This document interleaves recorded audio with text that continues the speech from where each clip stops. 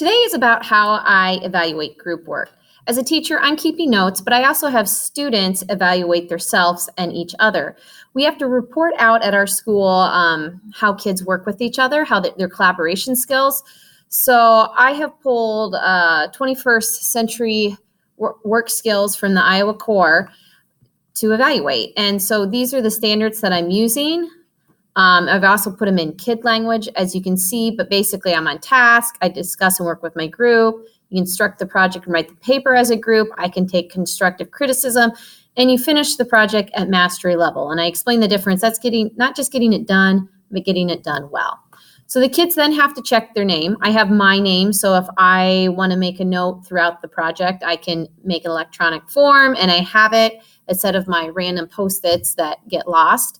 So let's say I'm Henry Ford, and I'm evaluating, let's say John Rockefeller was in my group. I'm evaluating him. I then have to decide, okay, what areas does he need to work on? I click all the ones that apply. So there might be a couple areas that he needs to work on. If he doesn't need to work on anything, maybe I put this person doesn't need to work on any of these.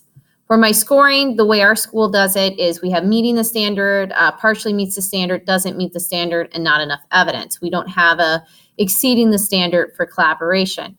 So if I gave this person a 6, he doesn't need to work on anything, then he would meet the standard.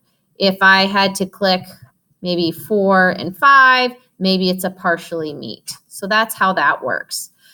Anything else I should know? This is where sometimes groups will let me know something that maybe I didn't see, and then they submit their form. How it looks on my end is, we're going to go to the edit view, is we're going to look at the spreadsheet.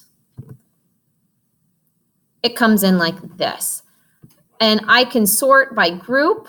If like here, let's see if I want to sort by group number, A to Z. So all group 1s are together, and I can kind of look through if I have 8 different groups.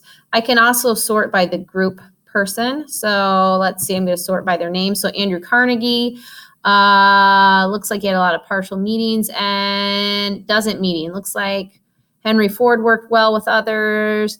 JP Morgan is all over the place. Thomas Edison worked well. So I can see what Andrew Carnegie needs to work on, working appropriate and productively, working appropriate and productively.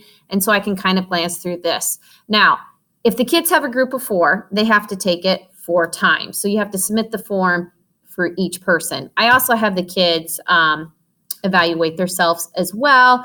And sometimes they're really honest, and sometimes they give themselves a score that doesn't fit with how their group does. And that's a side conversation I have with the kid after the project.